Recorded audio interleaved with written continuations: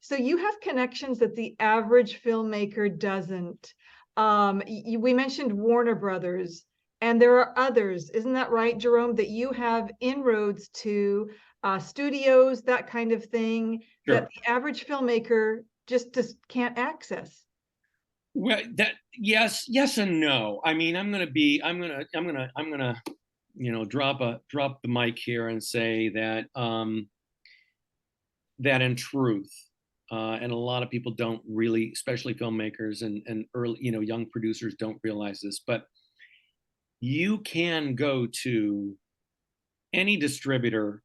You don't need someone to help you find a distributor. You can go to the distributors yourself directly. You can go to Sony. Now, when it comes to the big boys, the 6 movie studios and Lionsgate, can you pick up the phone and reach someone? Maybe not, right? Um, and they're also very careful. They don't want to be sued, so they won't accept anything unsolicited. You've got to actually say, I have a completed movie, not a script, right? Completed movie that I'd like you to consider. Now, if there are no names in it, they're not gonna give you the time of day. If you've got names in your film, can you go to Sony directly with that and pitch them? I'm going to tell you, yes, you can. I'd rather you come to me, Yeah. and I can navigate the entire landscape and not just Sony. But if I've got the right kind of title, I'll talk to my contact at Sony and say, you want to take a look at this film? Here's who's in it. Same with Lionsgate, same with really most of them. So, It's nice to have you having that. It's like a concierge, when you have someone who can guide the way. You've been there, you've done it, and so with your expertise and knowledge, you can help young filmmakers or any type of film or older filmmakers not go into the pit stops that maybe you right. experience, right, Jerome? Yeah, and also, I mean, and I can really kind of make an assessment of, okay, look, if we went to, I don't know, a movie studio with this title, I think you're going to get screwed. Like, right? And because if it's not a certain level, but they would say, yeah, we'd like to put it out on the home and on through our channels, you're gonna that might not be the best for the film. It might, and it might not. So it really does matter what someone has, what level the film is at, who's in it. Because if I don't go to Sony or Lionsgate, and I don't for many of the titles that I get, I'm the direct distributor, right? If I go to Sony with a title, I am now acting as a middleman, which it's not the end of the world, but it's not always the best.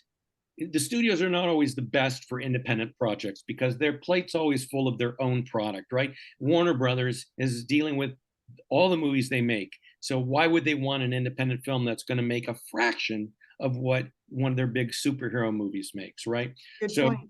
the challenge with the studios for independent film is, are they going to give you the care and attention that your film deserves? Or are you just going to be, a widget that goes into their pipeline, and if it makes money, it does. If it doesn't, it doesn't. I'd much rather have you be there.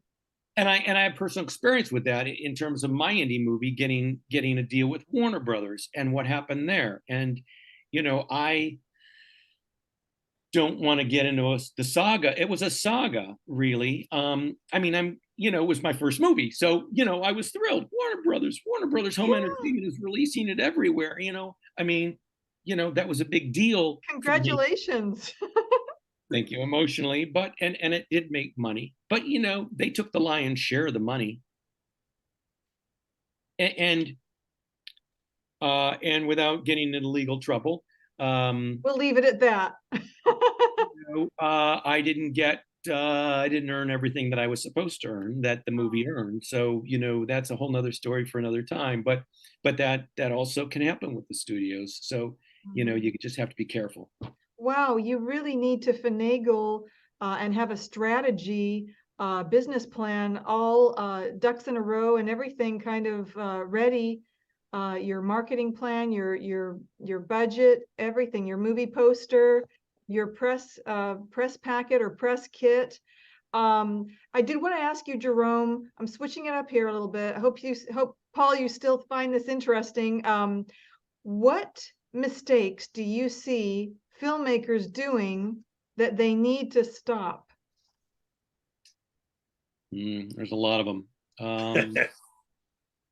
And unfortunately, it takes usually experience, having gone through the journey a few times to kind of get it. So some filmmakers fall in love with their poster that they put together themselves, and they're really resistant to change. I did pick up another movie a few months ago. Well, not too, well, I don't know, month, 2 months ago. I just finally got all the deliverables on it. The filmmaker tried to redo the poster. He had a guy that was working with him, and I even did a conference call with them, and he just was insistent that it had to be a certain way. And that certain way doesn't work for the poster. So, so being rigid with what it takes to market a movie. If I had one piece of advice for filmmakers out there, be open to your poster changing, your trailer changing, or being willing to redo your poster or your trailer, because people, distributors, we want to make money with your movie. We want to make money for you. The ethical ones want to make money for you. And if you're resistant to the assets with which we use to sell, it's only going to hurt your movie's earning potential. So, there are many filmmakers will trust me. I trust you, Jerome. Okay, that poster you showed earlier. That's the one, the Curse of Abigail Proctor. So that wasn't the final. That was not the final poster they gave me. They gave me something similar, and I spent time with someone to rework certain things, so that, because this is going to work way better than the previous one they gave me. In fact, the previous one they gave me, the designer, it wasn't the filmmaker, it was someone they had hired, had somehow squished the face. And so, to fit things in, I guess. And so she had fat cheeks. And, and I'm like, but, first of all, the actress wouldn't like it. She'd go, this makes you look fat. I'm not fat. She isn't fat. So she would have been unhappy. And so I said, well, let's go back to the original picture, to my guy. Do you have the original picture? Is it in the file? Yeah. Great. Let me see it. Great. Okay, let's work on this, So if filmmakers and producers would just not be obstinate when it comes to what do we need, distributors need to sell your movie and have it be successful. That's just, I could probably spend an hour talking about that, but that's the big thing. Trailers, posters, those are really key. What other mistakes? See, and this brings up something that I've written about in the past when I was, consulting and educating. There is a quality that most filmmakers have and producers have, directors have, that is just, get the hell out of my way, I'm making my movie, right? It's that, I'm going to do it, perseverance, nothing's going to stop me, and they have to bulldoze their way through people saying no, family saying no, people, wanting to pull them down because they have issues themselves and they don't want their friend to be successful or whatever, right? There's so much you have to go through, and you've got to be strong and obstinate. You got to be stubborn, right? Stubborn, yeah. And that stubbornness helps you all have success in getting your projects done. No question about it. And that was true for me, has been true for me. But at the same time, then we have to shift gears and be open to input from others about how do I do this now? What do I do here? And not, I'm doing it this way. Well, okay, you may, while you got to this point being stubborn, you may shoot yourself in the head by continuing to be stubborn and not being open to, okay, what do I need to learn now? What What's do I need to learn that I don't know? Right. what's best for the picture? What's best for the story, right? Right. What do you say, Paul? Am I on? Yes. Okay. I muted myself. No, it's fantastic. I'm just trying to take it all in, because a lot of these things are things that seem like it's common sense, and you're like, of course, let the experts do what they're good at. But a lot of times, you fall in love with your own project, and you're like, no, it's perfect the way it is. But you're right. It also takes that tenacity to get things done. Ultimately, it is your vision, as the filmmaker, as the creator, but you also have to know when to, hey, you know what you're doing. I trust that I've partnered up with or hired the right person. And that's, I think that's the sign of a great boss and leader, is that, yeah, this is my project, but I need you to sell it. And you're not going to hurt my feelings if you're like, hey, this needs to be changed. Because you're right. Nobody's going to say, just going back to the poster, like, oh, that looks fine, but now I look fat. Like, nobody's going to like that. So just things like that. So that's wonderful that you would bring all that up. Thank you for sharing all this. Yeah, and the trailer is another, another point of contention sometimes, in that, the director has made his own trailer, and maybe 5% of the time, maybe 5% of the directors out there can make a decent trailer. They kind of understand how to, tell the story in 90 seconds or 2 minutes, and it'll work. But the other 95% of the time, they make crappy trailers. That's wow, because you would think, hey, I'm a filmmaker, I can do it, but it's got to be its own art form. It sounds like making a trailer. Yeah, telling a story in 90 seconds is not the same as telling a story in 90 minutes. Yeah, and that's why there are production companies that only make trailers. It's my understanding, that there's these well-known houses that we make trailers. What else do you do? Right. Well, we make trailers. That's what we do. Right. But they do it well. Just like there's companies that, I'm sorry to interrupt. There's companies that do titles. I think there's a company I temped for in Los Angeles that just does titles, and they're famous for it. Just like that guy that you imitated, the voice, Paul, of the movie trailer, that famous voice. Everybody knows him, right? Sure, of course. Yeah. Yeah. So yeah, who do you get to voice your trailer? There's that trailer guy. There's and like you said, there's a company that only makes titles. There's I don't know if also, I'm sure, posters, Yeah, absolutely. And I don't know if that guy who the trailer voice guys, I mean, because the trailers have changed now. The voiceover is very rare for a trailer now. That used to be the standard, and now it's not. It's clips and clips of the actors, the characters telling the story, versus a voiceover telling the story. Amazing. So it is changing. You are known as the film distributor whisperer, and I am. yes, and you won an award in Atlantic City Film Festival 1999 for Best Screenplay Full Feature for God, Sex, and Apple Pie, 1998, I believe. And then you've also acted. Been acted in LA Law and Facts of Life. I watched that, Jerome, so I'm sure I must have seen you. And so I want to ask, what legacy do you want to leave in the industry? Oh gosh, I don't. It's a good question. I don't know. I think yes, I was an actor. I'm not an actor anymore. So I put that behind me, and I loved it. But I love what I'm doing now. I love producing, and I love being a distributor now as well. So, and that movie actually won. I actually won 6 awards on that movie back when I was doing the film festivals. Although I think they're not. I don't know if they're all listed at IMDb, but I don't care. Congratulations. Legacy. I don't know. I don't really. I'm probably a little weird in that I don't think about what mark am I going to have on the planet, once I'm gone. I know a lot of people think about that, or they have that conversation. To be frank, I don't know that I really have thought about it very much. I have some kids, and I think that that will be probably my legacy, so to speak, and then probably a more important legacy than anything else. Yeah.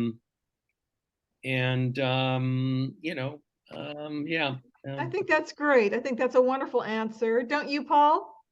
I love it. I think that's fantastic. So thank you for sharing that. Yeah. I have a few more questions, Paul, and then I'm going to hand it over to you. Are sales agents important, Jerome?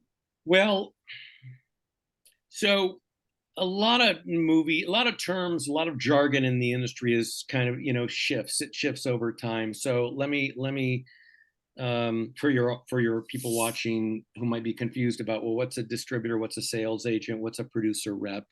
Those are the kind of the three basic categories of people in this space. So sales agents, there used to be, so that term typically applied to one of two areas of the industry. Someone who sold television. This is before VOD. Someone who sold to USA Network, WGN, HBO, whatever. And we called them sales agents for the television market. And then there was, because everything else was just, you'd call them a distributor if you were going theatrical or DVD. And then sales agents were and still are referred to as those who sell internationally. So an international sales company has sales agents who acquire films to sell internationally around the world. And by the way, I only sell domestically, US and Canada. So, which is why I'm a distributor, not a sales agent. And then producer reps are those people who represent producers' movies to sell to people like me, distributors, and international sales companies. So do you need a sales agent? Since selling to television, not too many people really, that was their specialty. And I think that term doesn't really apply very much anymore domestically, but people will use it interchangeably with distributors, which is incorrect, but whatever. Mm-hmm. So if somebody's looking at a sales agent, they should be, or in theory are, talking to an international sales company who sells internationally. Wonderful. Thank you for clarifying that. What did you think? Did you find that interesting, Paul? Yeah, very much so, because you hear these terms and you're like, are they interchangeable? What's, who's responsible for what? So it is very nice to have somebody clarify that. I mean, it's like, yeah, and there's actually one more term which I mentioned earlier, kind of just very in passing, aggregator, right? So the term aggregator came about domestically back in the 00s when VOD began, when it was in its nascent stages, with platforms like Green Cine and Jaman and and some others, of which only a couple are still around today. And so aggregator was someone who acquired content just to put onto digital platforms. Now that's still true. If somebody's an aggregator, that's what they do. They're not necessarily distributor working other markets. They're just putting stuff on platforms. Like Facebook or Roku, is that right? Are they aggregators? Yeah, not really. No? Okay. YouTube? No, I mean, like an aggregator might be like Film Hub, right? Or okay, thank you. Or Premiere Digital, or someone. Is Indie Rights? They're a distributor. Okay. Well, I know them well, and I don't want to, I don't want to get in trouble. But okay. they used to. I think they used to be considered an aggregator, but they're probably considered more of a distributor today. Wonderful. Because they don't just acquiring content for digital platforms. They're also working the international markets. Thank you so much, Jerome. Now, Paul, do you have any questions before I pop in a few more? No, this is fantastic. I might have to charge my phone though, but okay, we'll plug it in. If my camera dies, that's the reason. I'm going to charge it. Okay, well, go ahead and plug it in while I ask this next one. To create, you might find this interesting, and your friends who are doing the documentary might find this interesting. To create buzz and press about your film or documentary, how much does a filmmaker need to pay marketing to get it up and running? 5,000, 10,000? What's the range? It could be all over the map. And it could be, I mean, well, all right. So what level of film are we're talking about? Like how much did they spend on the production? Maybe let's say 100,000. So if somebody's got $5,000 to put into marketing, that's great. And it should be used. 10,000 would be even better. But, so I kind of would base that off of the level of the film and maybe how much they've spent making it. And if they come to you, would you be able to help them, guide them to good marketers? Yes. So, right. I have a number of vendors that I will utilize for, let's say we want to do some Facebook and Instagram marketing. I've got people for that. If we want to do some traditional PR, some publicity work, get interviews for the filmmakers, get stories placed at Dread Central or Movie Web or whatever, I've got someone that I've got a publicist that can be hired for that. All of that really is important. And if somebody's only got $1,000, fine, then use the 1,000. And here's why it's important. Well, there's lots of reasons why it's important, but when a film debuts on the VOD platforms, so okay, let's say it's the $100,000 movie, no names in the cast, or it's a documentary, and you need to generate revenue when it's on the platforms. If your movie goes onto the platforms and it just and nobody finds it or watches it, the algorithms determine that the film is not popular, and then it doesn't get fed as suggestions to people. So it's kind of a self-fulfilling prophecy that if a film doesn't get traction when it launches, it can just tank on the VOD platforms. Wow. So if you've got an effort, if you can launch an effort to, get the word out there, however that's done, and people will start watching it, then it becomes a positive self-fulfilling prophecy. And then if people are watching it and watching it to the end, or watching it to near the end, then the algorithms say, oh, this is a good movie. Oh, you liked Hocus Pocus. You liked Hocus Pocus. We're now going to feed this as one of the 3 or 4 suggestions. Other people watched so-and-so, or other people liked so-and-so. And people, typical Americans, we get, or Tubi, Tubi, if you have an account with Tubi, it's going to learn, and Netflix learns what you like, right?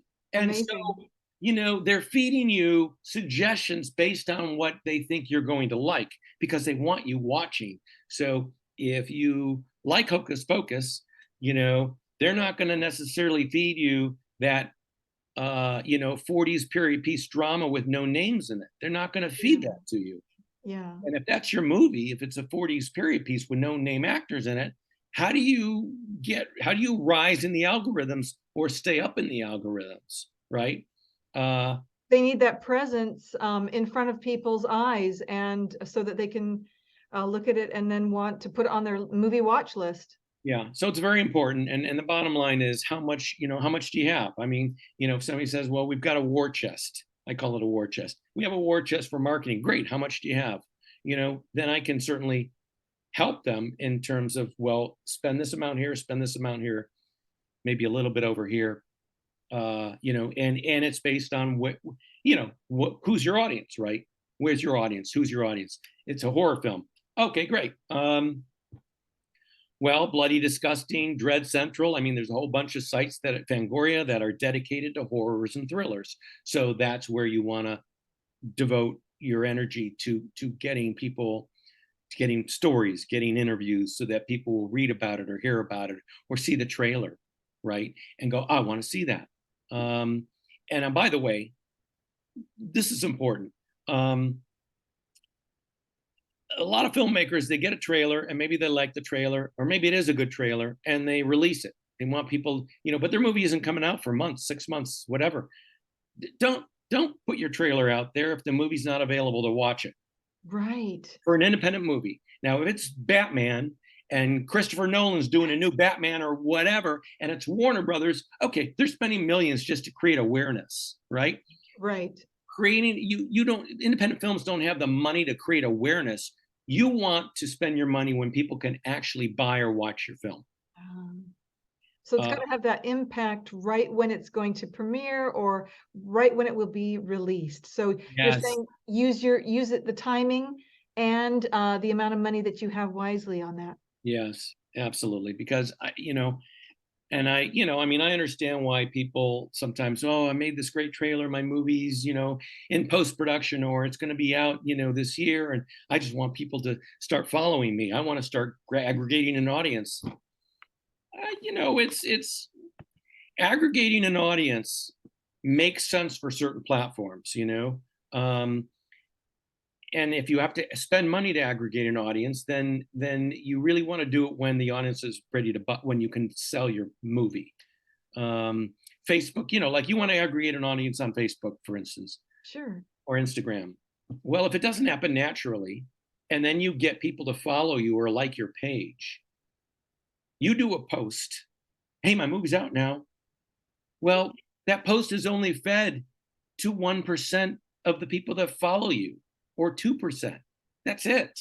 So you spent money aggregating likes or followers, but these platforms don't feed it to everybody like they used to at one time. One time you had 4,000 people on Facebook. You did a post. It could be fed to those 4,000 people. Not anymore.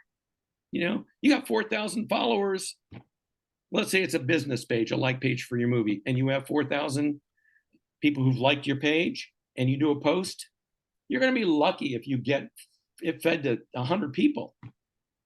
Lucky. Real time. You have to pay to get to those people now. That's their business model. So aggregate. So I'm not saying don't try to aggregate an audience. I mean, try to don't spend money aggregating an audience. You spend your money when your film is ready to be bought, so that you can drive traffic with a trailer ad or a poster ad or something. Beautiful, beautiful. Thank you so much for that, Jerome. And that was so important because we all want to know about money and how to handle it the very best regarding independent filmmaking and distribution. I'm going to add one more thing, and that is that there's a lot of distributors now I'm talking about independent films without big casts. So there's a lot of distributors who will say, well, we're going to market your film. We're going to spend $20,000 and we'll market your film. If you have no names in your cast or small names, they're not going to spend that money.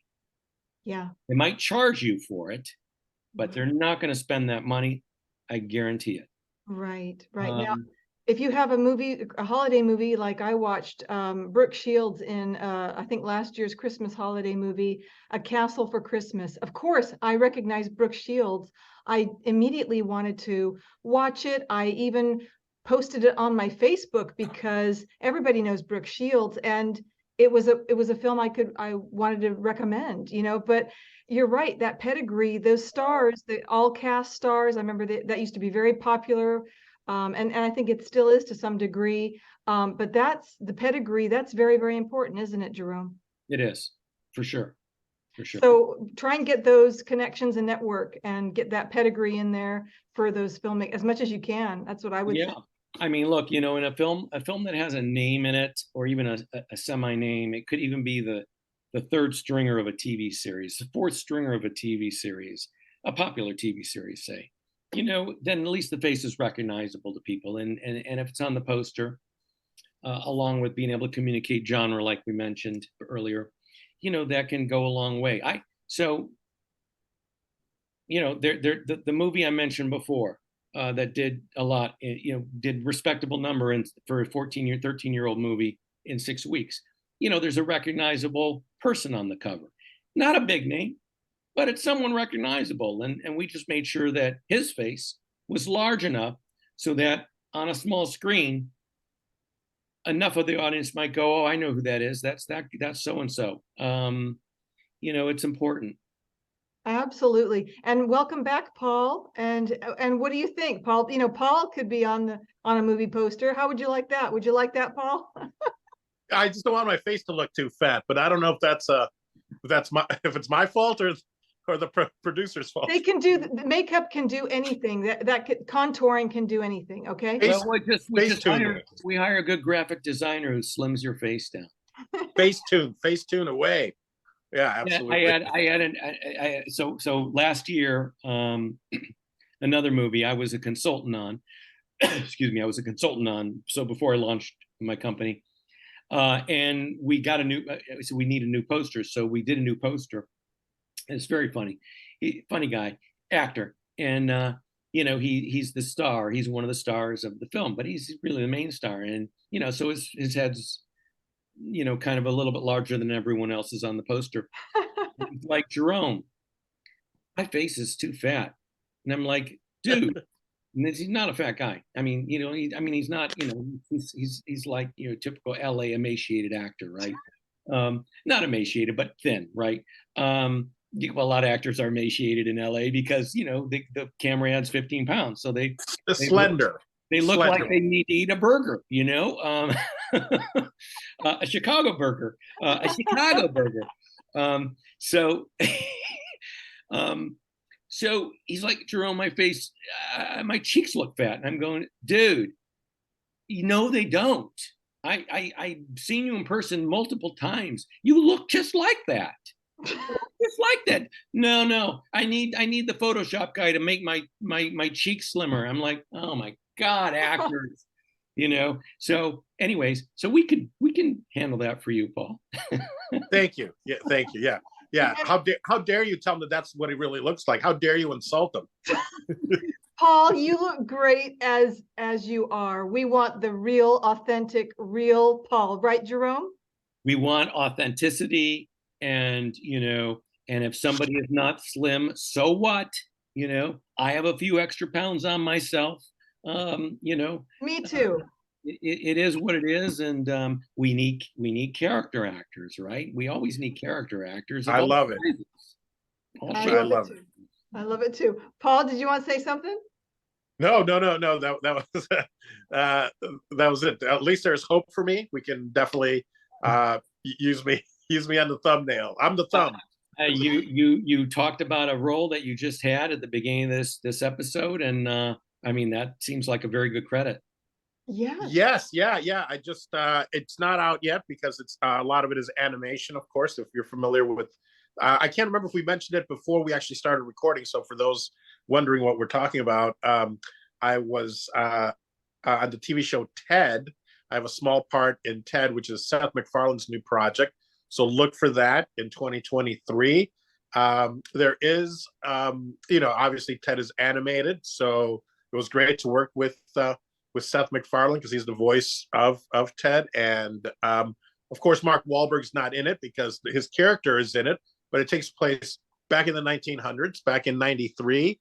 So it's kind of their backstory, and when Ted was younger, and the boy, Mark Wahlberg's character was 15, 16 years old, something like that. So yeah, I'm very excited about that. Thank you for bringing it up. Congratulations, Paul, and we are so proud of you here, aren't we, Jerome? We are. Yeah, awesome, man, awesome. Well, Jerome, I hope you don't mind. I would love to reach out to you with these couple projects that really come to mind. Sure. And if it's no, it's no. But I'd like to have somebody with your wealth of experience and knowledge to tell me, like, yeah, no, this isn't something that's feasible, or what, it has legs. Let's explore it further. So sure. Thank you. Yeah, absolutely. My pleasure. Happy to take a look. And yeah, I was, and not to, and I'm sure this is your project's better. Somebody had pitched me a travel series, this, I don't know, 5 months ago or 6 months ago when I launched, and it just wasn't, it just had too much dead space in it. Wasn't really interesting enough. It was, it wasn't Anthony Bourdain level, and not that it has to be Anthony Bourdain level or whatever, and I haven't seen the Stanley Tucci version, but you know, it's got to be interesting, right? It should be interesting. Because it's, you know, it's somewhat a reality TV. It is reality TV. It is. It is. No, no, and that's why I was smitten by it, I guess you could say, because it was so exciting. It wasn't like it's not like your typical travel show that's like, and I think even in his log line or pitch is like, you know, we don't really care what the capital of Colombia is or how many people live in Bolivia. What we want to show you is you know, kind of like living with these indigenous people, living within these small communities, and exploring their rituals, you know, and especially, and this is because it's specifically for Latin America, and the guy's from Eastern Europe, but he speaks Spanish as well. And so I just found it so exciting that I was like, you know, yeah, this does need to be a series. And if, you know, if not this one, then what are the next 3 countries that we do in Latin America, and then eventually do Africa and do Asia, which he's already done with like Red Bull for other fun projects. But there is no, I don't think, you know, dead space. What specifically, or what was kind of wrong with the one that they pitched you? Just wasn't exciting, or it was just like your typical travel show? I would say it was just subpar. I mean, it wasn't, I mean, it really wasn't, it wasn't on the level of any travel show we might actually see on cable television. Got it. Got it. You know, it's not that it looked bad. It's just the execution, the story, that, you know, could have been, you know, it's kind of like, whenever we see like a cookie, okay, let's say, you know, Anthony Bourdain, you know, and they show a chef cooking, right? We're not seeing the chef cook for 3 minutes. We're seeing the chef cook for 10 seconds or 5 seconds, you know? So it comes down to editing, like, you know, like you mentioned before, AJ, you know, it really comes down to editing, especially for reality TV. And if they've got a good editor, and you know, look, sometimes the director is also the editor, and I could get on my soapbox about how I don't agree with that most of the time. But so I'll say this: many directors are editors as well, or they started out as an editor. Okay, they probably know how to edit, and they won't be married to that shot that they shouldn't be married to because it needs to go, or it should be half the length that it is, right? You know, I can almost always tell when I'm watching a movie, if the credits aren't up front to tell me, and hopefully they're, you know, hopefully, or I don't see it, that when I've done watching, I know before I see the credits if the director was also the editor.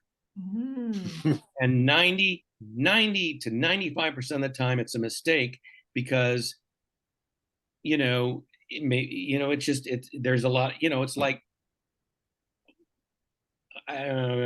compare it to I will make a comparison. When I did my 18-hour course, and you know, it's me for 12 hours, it's me in front of a room of an audience teaching, right? So, you know, anybody who would have watched that, you're not going to see me go, because I have a couple, you know, I've got charts on the wall, I have a board I write on, you know, I have things around the front. It's like a stage at the front. So if I'm at a chart pointing stuff out, and then I'm going to walk back to my podium, you're not going to see me walk back to the podium. I'm talking about something on the charts, and then, you know, and I had a 4-camera setup, and then we cut to another camera, and I'm now stepping up to the podium, right? That's editing, right? And you know, and the same thing with movies. I was just watching a movie the other night, and it's like the scene is done, but now we're watching the character leave the room. What the F? Why? Yeah. What, you know, it's like a lot of, you know, and it comes with experience also. So there is that. But directors, often young directors, they don't start the movie, they don't start the scene after the scene has begun, and end the scene before the scene is over. Now, I know you two know what I mean by that, I believe. I know. Yes. Right? Yeah. You know, hi, how are you? Good, how are you? So tell me the other day, no, you dropped the first 4 lines. So tell me the other day, what the hell was that about? You know, you know, and this is also why we almost never see people say goodbye on the telephone, right? Exactly. You know, in film, it's film language. You start a scene, you got to start a scene when the scene really begins, not the preamble, and same with when it's over. Yes. So, and so a director who doesn't know that, who's also the editor, it's excruciating. And Well, it's such a waste of time. People get bored, don't they? I'm sorry, go ahead, Paul. Yeah, no, and that's true. It's the flow. But that's one of the things that I learned when I first studied improvisational comedy in Chicago, the mecca of improv comedy, the Improv Olympic, rest in peace, or then became the IO, also rest in peace, but I think they're back. And then Second City, it's like, and with improv, it's almost like you started in the middle of the scene. I know you don't do that in film, but you're right. It's not like, hey, how's it? Hey, brother, how are you?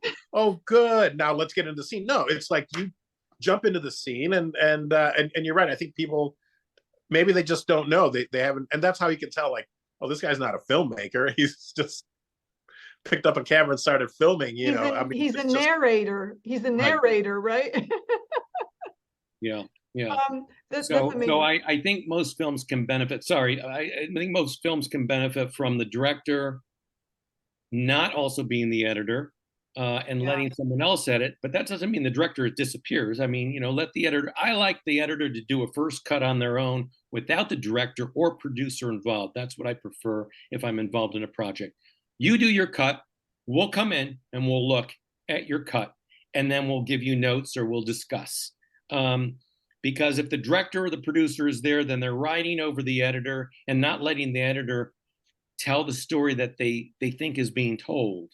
And some people might say, well, yeah, but it's the director's story. Okay, yeah, sure, it's the director's story. But, the editor might have a different take on a scene, and it might be a better take than what the director had in mind. I mean, there's a story, and I forget if it's Martin Scorsese. I think it's Scorsese. Unless it was Scorsese and not Coppola, who they had made a movie, and I forget which one it was, or maybe it was Woody Allen, I don't know, someone famous, and it was a piece of shit, and they were unhappy with it, and it could never get it right. And then they finally brought in a new editor who started over, and that film went on to become a hit. Wow, yeah. Because of that new editor.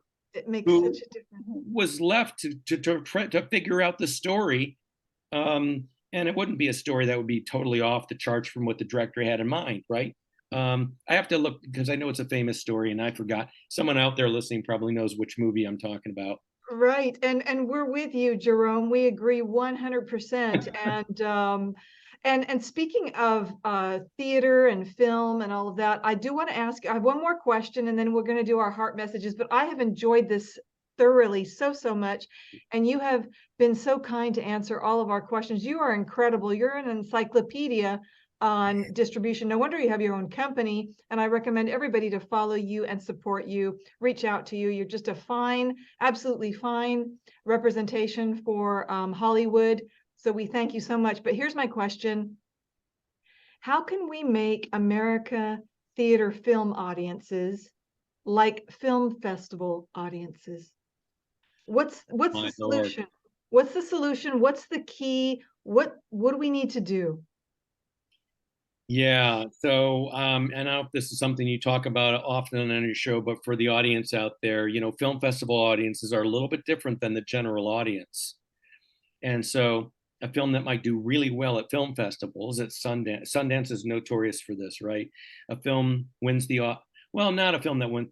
Film wins a jury award at Sundance, or it's just popular at Sundance, and then the distributor releases it to the American public, and it doesn't seem to hit, doesn't become a hit.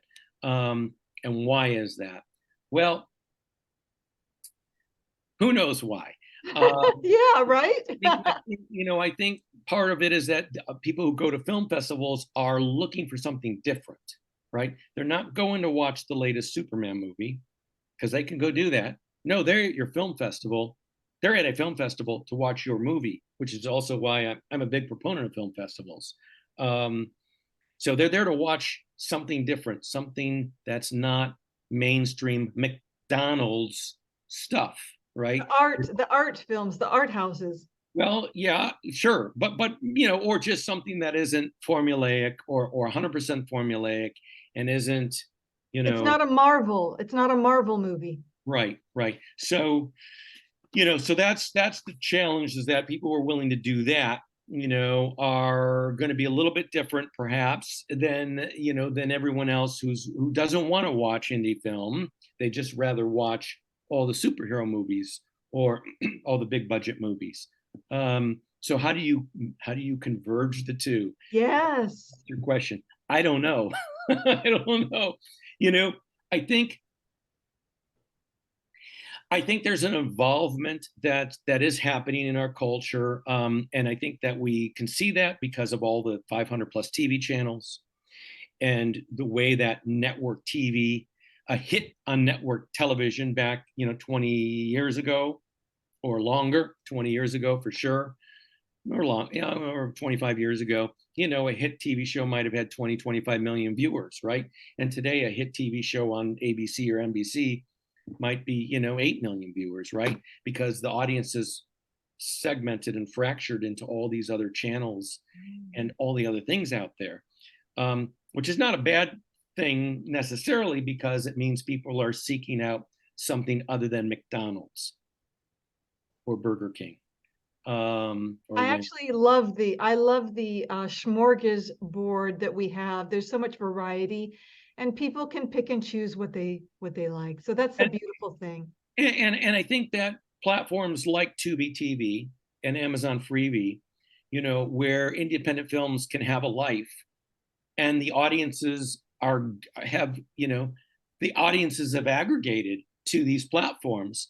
I think that more independent film is being seen more today. Yes. Than 20 years ago, right? Yes. So that's why I say I think there's an evolvement, and it's evolving, and that's. I believe that too. Yeah, I believe that. That's a beautiful answer, Paul. So there's definite hope for your friends with their documentary and all of that, right? I think so. It's just a matter of finding the right people to partner up with, and I think that's it's all about collaboration. We can't do everything. We can't be experts at everything. As a business owner, you try to learn all aspects of the business so no one ever leaves you in the lurch. But you also know that you got to hire the right people or partner up with the right people that are experts in their field. Let me do what I do well, and then I trust that you're going to do, as a leader, as the owner of my company or the owner of my project, I want to partner up with someone, and then now you don't need me. Like, you go and do what you need to do. So I think that there really is. I can't wait to at least get your feedback on it, Jerome, because I'm curious. It's like, do I have a good eye, or am I totally missing the point on this? But I know what I like, and I think that this is one of the more exciting travel shows, because it's not about, again, let's go watch this person cook. It's like, well, maybe if they're doing rattlesnake or something obscure, or right. So it's exciting.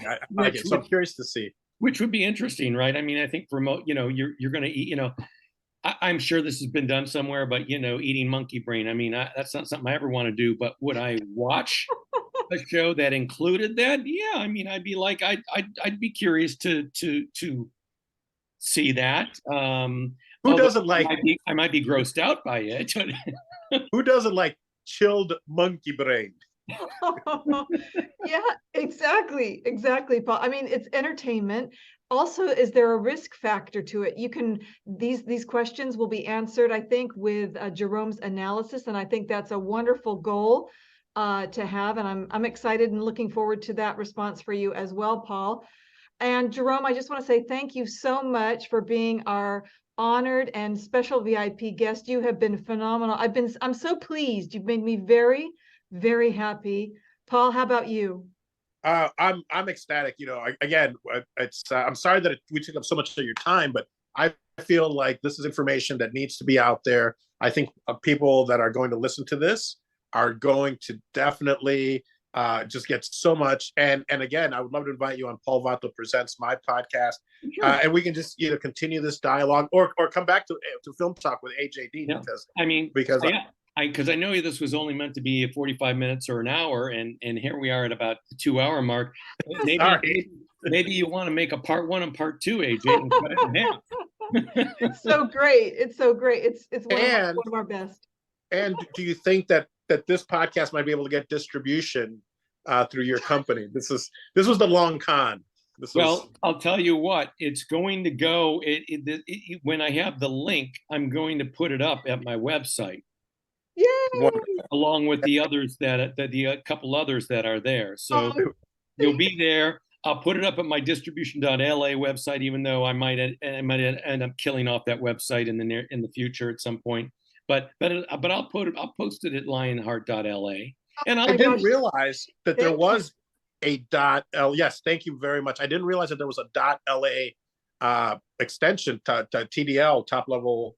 It's actually not. It's actually not for Los Angeles. It's got to be from some country, Lithuania or something. It's Laos. But there are people in LA who use it because .la, and I always capitalize the LA, so people will think probably means Los Angeles. Yeah, 100%. I love it. I'm gonna see if some of my domains are available with the .la extension. I don't think I ever saw it, because I'm sure if I'd seen it, or it costs more than $20 a year, and then I'm probably like, that's too much. Well, the .las are about the ones they cost me $40 a year. Yeah, that's probably why I have.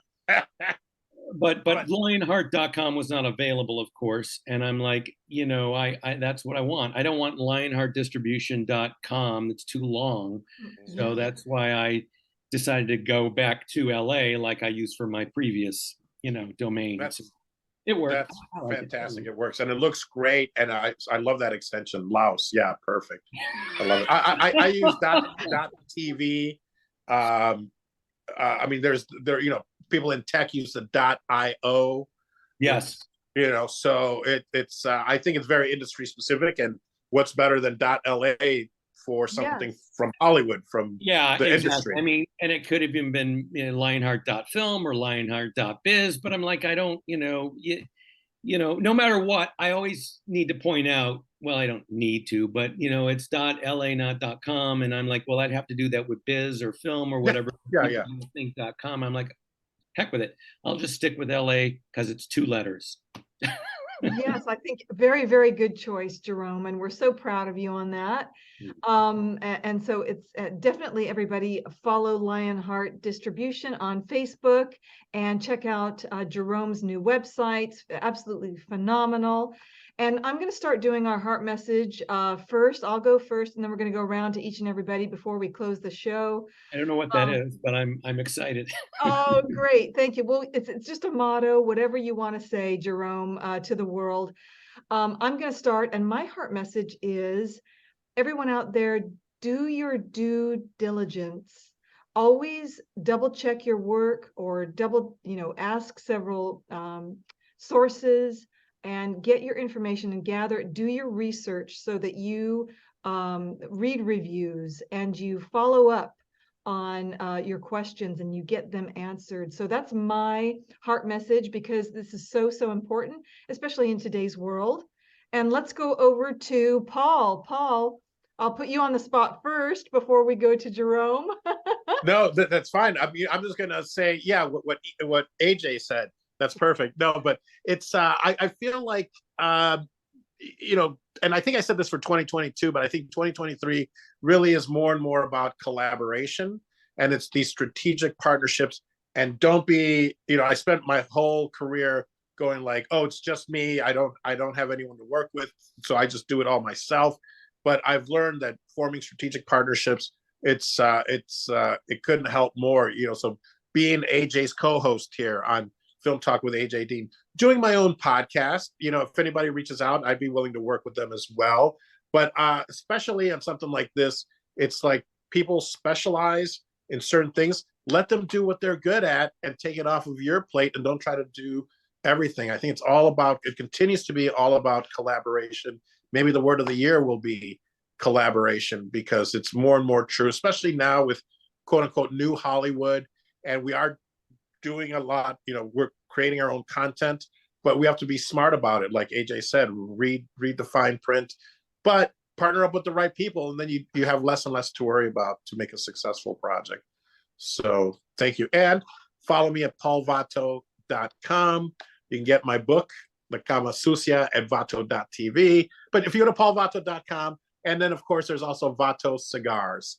So thank you. And soon I'll be producing a travel show with Lionheart. No, we don't know yet. We don't know yet. But I will.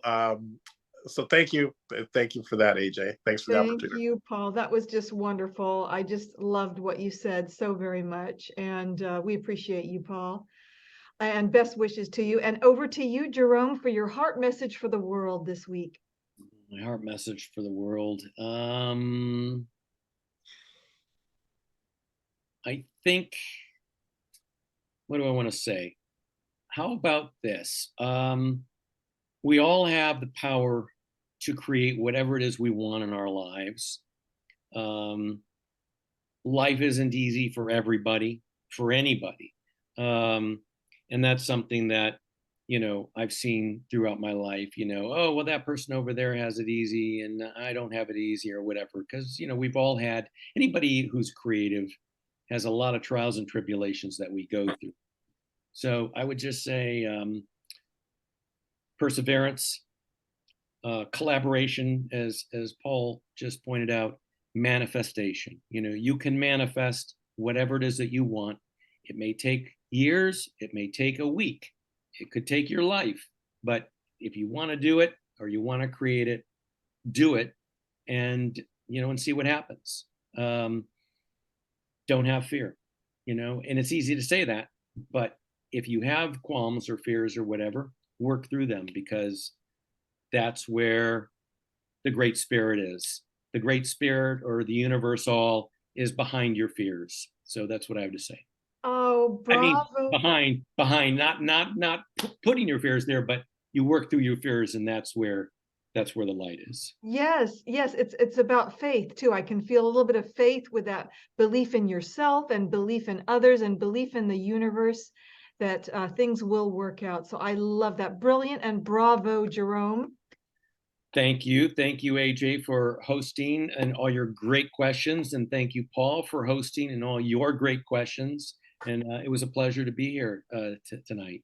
Thank you so much. You've been one of the absolute special VIP favorite guests of ours, hasn't he, Paul? 100%. It's I wish you so much success with your endeavor, continued success, and the way more success as well as the years come. Because I know what I've been in business for myself since 93, 94. So it's not an easy road, but you've worked so hard for other people, making them money. I think it's the timing is perfect for you to then have your own company. And it's not about the money, but it's about, your vision and what's going on. So if there's anything I can do to help, whether we work together or not, I'd be more than happy, whether it's retweeting, reposting, or any business ownership advice. I don't know, if I can help in any way, shape, or form, I'm here for you, buddy. But continued success and congratulations, and break a leg with this project. Thank you so much. Thank you. Yes, and I second that motion. If there's anything I can do to help you, Jerome, please reach out. And I'm so proud of you, and continued success and many best wishes and blessings this year and into the future for your company. It's going to be great. Thank you both. Thank you so much, and best wishes to both of you for a wonderful 2023, and everybody out there listening who's made it to this 2-hour marathon session. Best wishes for a great 2023. Great.